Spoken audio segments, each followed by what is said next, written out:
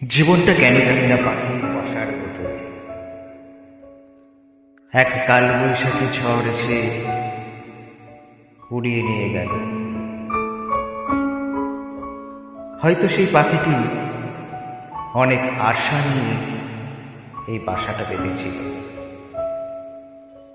আজ তার মনটা ভেঙে গেছে। হয়তো সে আর কোনোদিনও এই বাসা বাঁধবে না।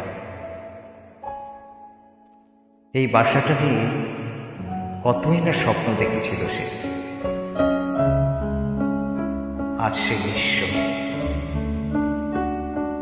আজ সে উড়ে বেড়ায় ওই মুক্ত আকাশে, নেই কোনো বাসা, নেই কোনো আশ্রয়। হয়তো তার স্বপ্ন থমকে গেছে এখানে।